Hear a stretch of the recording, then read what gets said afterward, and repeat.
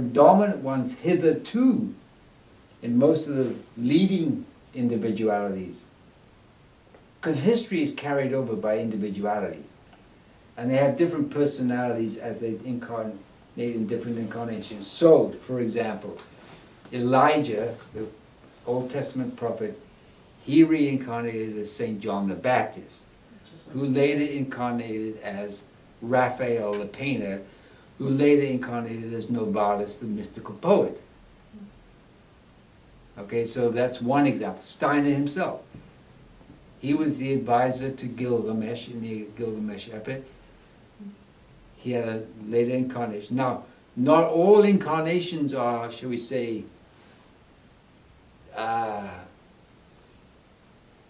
significant. Some of them are just, they're just ordinary people living an ordinary life. Right? Later incarnation, Steiner is the advisor to Alexander the Great, who himself incarnated when Steiner was alive as Ita Wegman, the doctor. So they knew each other in this past incarnation, and they were together. She was in that incarnation Alexander the Great, and he was his advisor. Later incarnation, he was Aristotle. Later incarnation, he was St. Thomas Aquinas. So this is Steiner, right? This Right, is not this is back to Steiner. Alexander the Great. Okay. Right. The advisor to Alexander the Great. Right. And then, for instance, Parzival, who is a historical figure from the Grail story, he incarnated as Rembrandt. Rembrandt paints the only known rendition of Christian Rosenkreuz. Who knows? Nobody knows who the hell Christian Rosenkreuz is, but he's one of the highest initiates that's ever lived on the earth. Does that have to do with Rosicrucian? Right. Okay.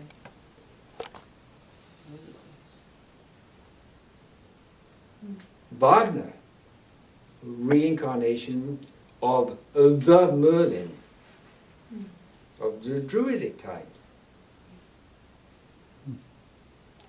So history is carried on. And then, he talks about Nero and who Nero incarnated as later on. I mean, it's like, you should read those books. It's called Karmic Relationships, volumes 1 through 8. A lot of really interesting stuff in there about all these karmic relationships of people. Garibaldi's another one. Talks about, who was there? Sir Richard Burton, the British statesman and poet. And Who was he? Sir Richard Burton? No, but I mean, who was he before? I don't know, I can't remember. There's a lot of information to take in. 8 books? Really? 8 books, and that was his main task. Steiner's main task was to bring karma and reincarnation in detailed descriptions and explanations and understanding of karma to a far greater extent than he was able to do, because the secret brotherhoods, who I'm going to be, as I said, this video is going to be put on my YouTube channel, which is about the Mabuku Chronicles, where I'm going to be now beginning to talk about the secret brotherhoods and their machinations and their relationship to Lucifer and Ahriman, the physical human beings living in this world at this particular time, and what they're up to. And because the nation state has to be gotten rid of, just totally. Party system, that's another machination of Ahriman, the party system. It's just in general, the party system as it exists in many countries. Right, just got to be gotten rid of. So that's the threefold social organism, and I'm going to be talking a great deal about that on my Mabuku Chronicles and everything pertaining to it. Because what we're witnessing today and participating in is the breaking down, the smashing itself to pieces of the nation state. That's exactly what's going on. And everybody's just boxed in with the same automaton thinking, because the brain, as I said, the brain itself has become decadent. No, but the nation state, you said, was due to the Ahrimanic forces, right? Right. So if it's breaking down, that's good. Yes, it is. Well, you see, the thing is that the Ahrimanic deity that has to do with the problem of money is an Ahrimanic deity. His name is Mammon. And Mammon has, well, he's probably got a lot of impulses, but the only two that I've come across so far is that one of them is that he's the god of money. The other one, he has the ability to instill into the human organism bacilli of most powerful nature. You know, microbes. But you can counteract this. It's not like, you know, the way you counteract that is where I mentioned in my Micaiah lecture that I gave last year, where when you look at a plant, or a rock, or a river, or a light, or a flower, you say there's an elemental being present there. And if you don't recognize those, then the bacilli get you. Right. Exactly. A dead weight appears in your bowels. You must have been great with the bedtime stories for your kids. Yeah. Yeah, I used to tell them, I used to invent stories. On the spot. Yeah. Extemporaneously. Do you have grandchildren yet? No, those bastards, they're lazy bums. People are so weird today. They think it costs a lot of money to raise children. We raised our children on less than $16,000 a year. Yeah, us too. In Berkeley, no doubt. Yeah, 2 of them. In Berkeley. For crying out loud. And these kids of mine, I got 2 kids, you know. They're earning the kind of money that I wouldn't have dreamt of even beginning to earn that kind of money when I was their age. I mean, are you kidding me?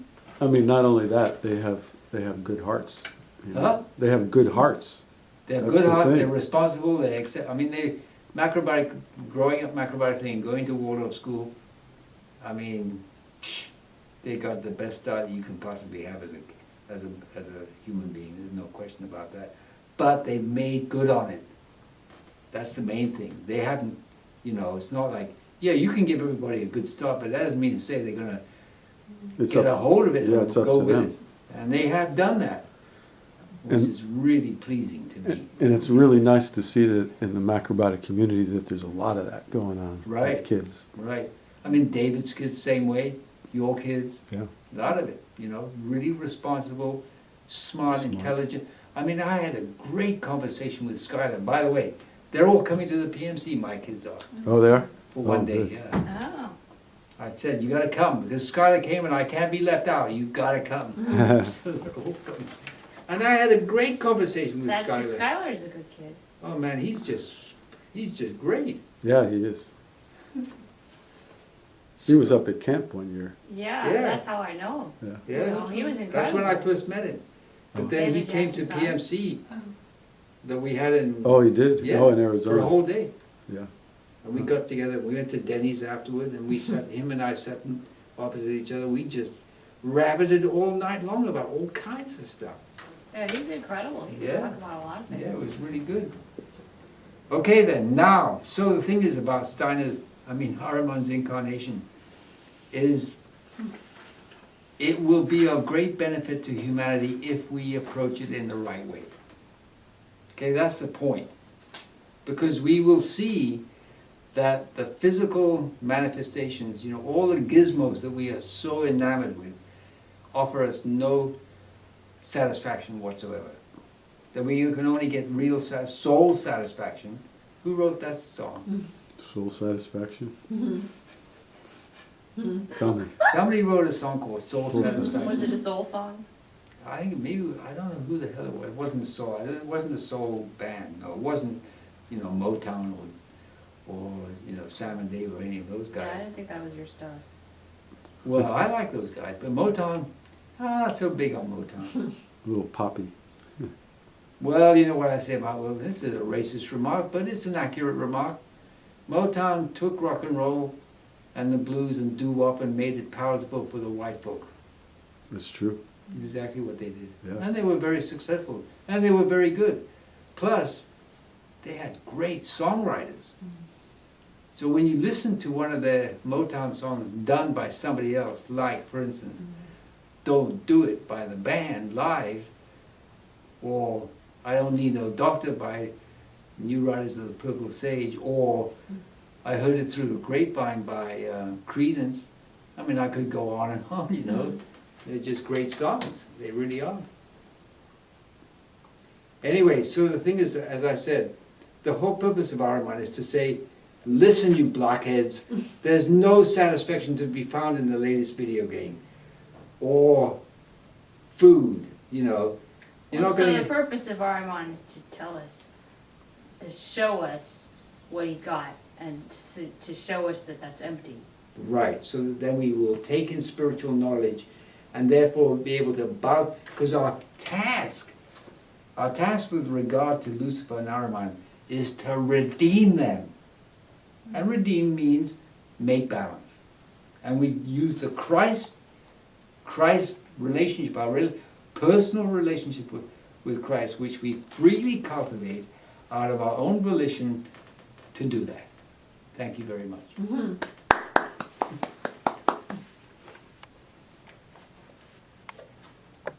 And get this book. Okay, so that one's the Incarnation of Ahriman. Right. I was kind of confused when I was looking, one year you had Lucifer and Ahriman on the list, and when I looked it up online, there were like several titles that had Lucifer and Ahriman I know, I mean, the trouble with